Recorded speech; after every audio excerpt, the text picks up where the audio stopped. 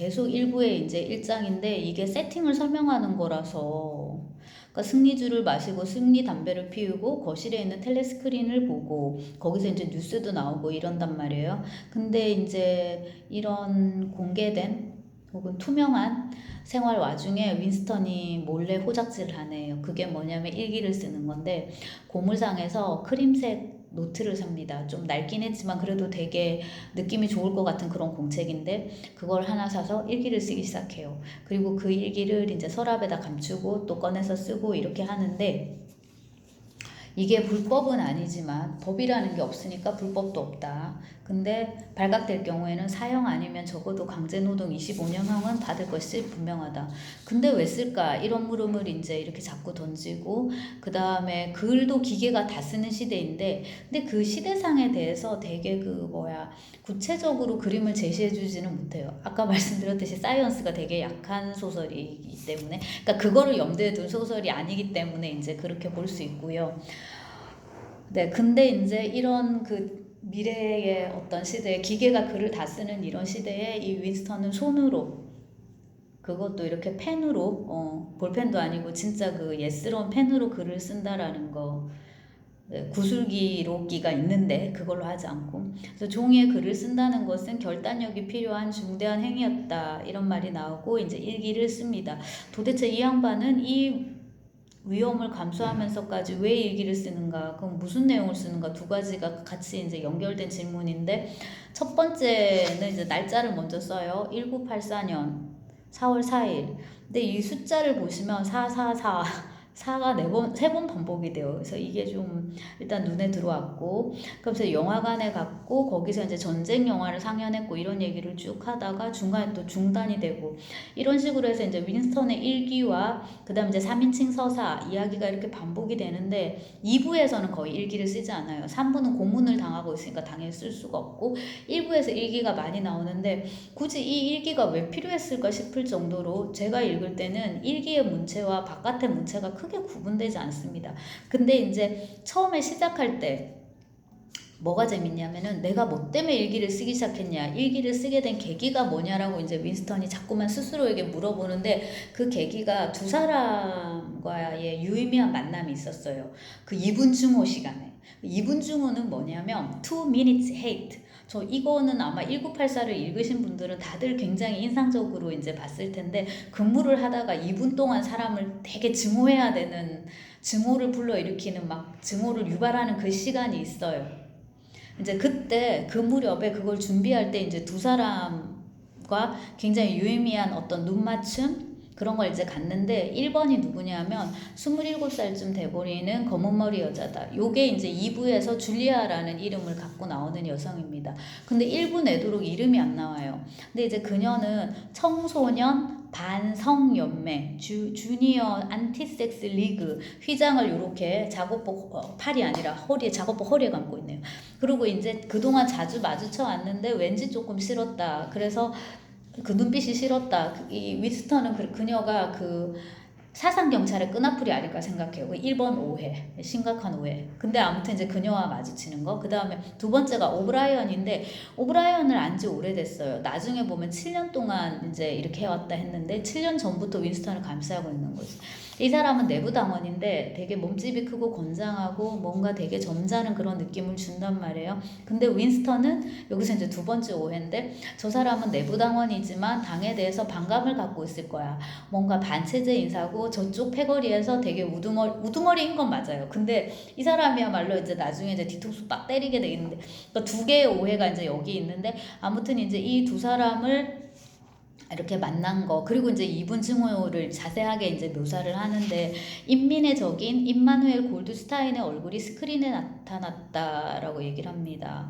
그는 최초의 반역자요 당의 순수성을 처음으로 모독한 인간이었다. 이 이분 증오 시간에 프로그램은 조금씩 바뀐대요. 그래서 증오의 대상도 조금씩 달라지는데 항상 그래도 고정으로 단골 멤버로 등장하는 게 이 사람입니다. 근데 이 외모를 묘사한 걸 보면 일단 유대인이고요. 그 다음에 안경 끼고 있고요. 가느다란 염소 수염을 이렇게 기르고 있다. 그래서 그 다음에 길쭉한 코도 길고 가뜩이나 긴 길쭉한 코끝에 안경을 이렇게 걸치고 있다고요.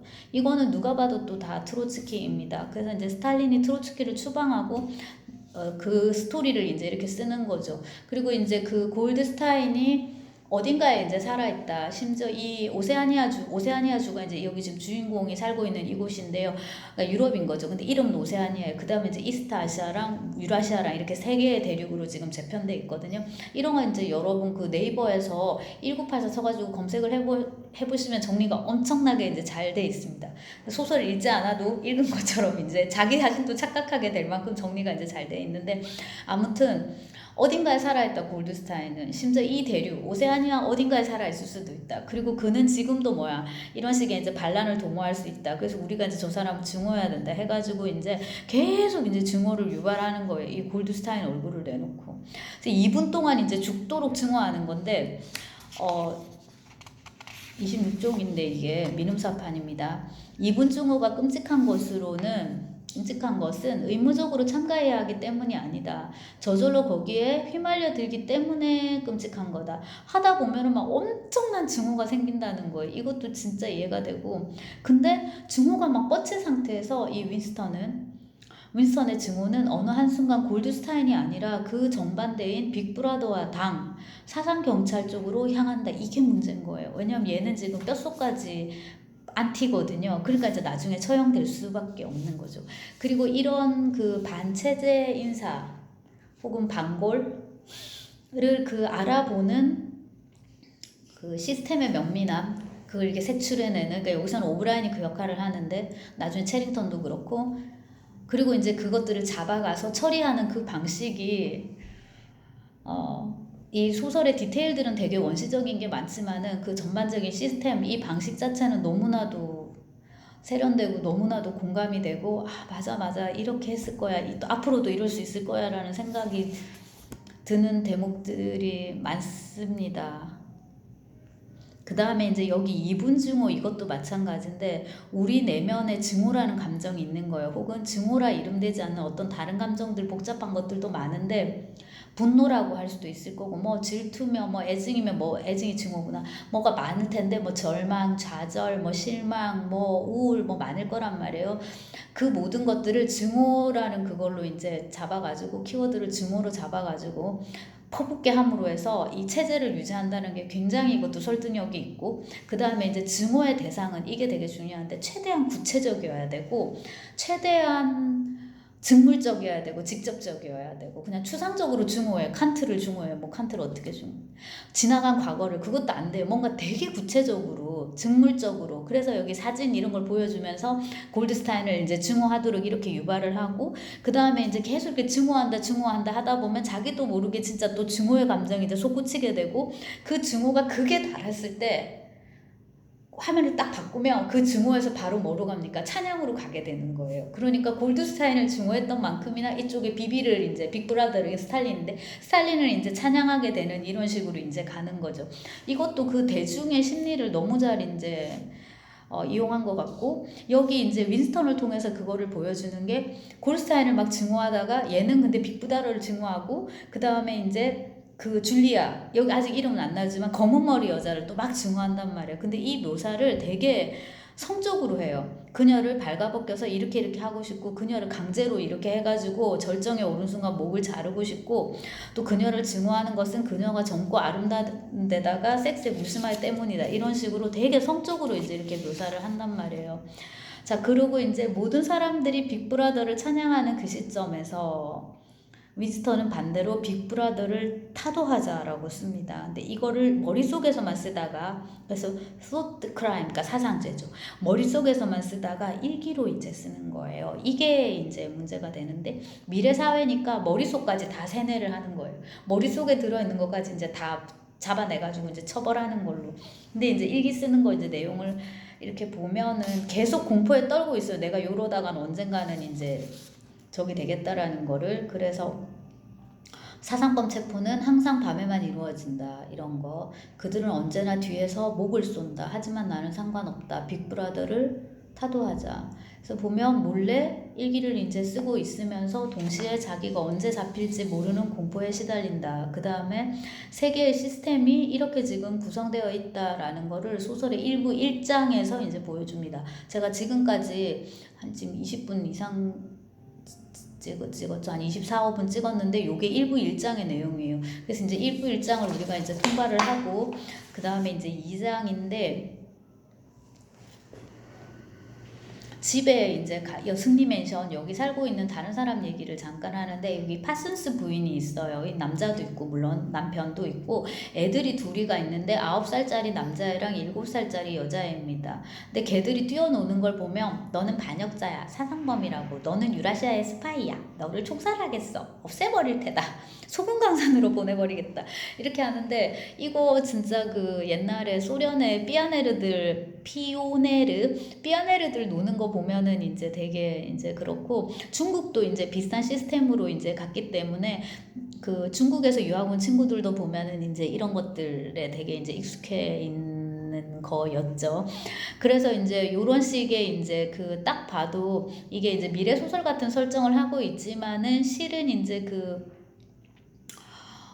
동시대 소련의 모습을 이렇게 이제 소설적으로 가공했구나라는 게 되게 보이는 대목이고요. 또 그거를 보여주듯이 이 파슨스 집안의 그 집을 묘사를 할 때는 생활 냄새가 되게 많이 나요. 특히 양배추. 근데 외국 사람들이 양배추 많이 먹으니까 유럽 사람들은 러시아는 양배추를 아예 김치로 먹고 양배추 샐러드, 그러니까 김치, 양배추 김치로 먹고 양배추 삶는 냄새, 악취나고 더러운 싱크대 이런 것도 그렇고 그 다음에 여기 파슨스 부인은 진짜 전형적인 아줌마로 그러니까 30살쯤 됐는데 되게 늙어 보이고 주름살에 때가 끼어 있다라는 표현이 나와서 되게 인상적이었습니다. 그리고 이제 이 윈스턴이 보면서 얘기를 하죠. 저 아이들이 이제 자라가지고 조만간 자기 부모들까지 고발할 거야 라고 하는데 실제로 3부를 보면은 파슨스 씨도 잡혀와가지고 있어요. 자, 그 다음에 이제 방안인데요. 이 윈스턴이 오브라이언을 생각을 하는데 우리는 어둠이 없는 곳에서 만날 거예요. 이런 말을 그가 잘 한단 말이에요. 그 말을 떠올려요. 근데 이게 나중에 정말 이제 그 3부에서 그대로 실현되는 거죠. 우리는 어둠이 없는 곳에서 만날 거예요. 이 어둠이 없는 곳이 이제 애정부의 그 고문실이 되는 거죠. 그리고 이제 그 텔레스크린에 대해서 이제 묘사를 하면서 어디를 가든지 다 보고 있으니까 감시당하고 있으니까 우리가 빅브라더로부터 벗어나는 거는 불가능하다.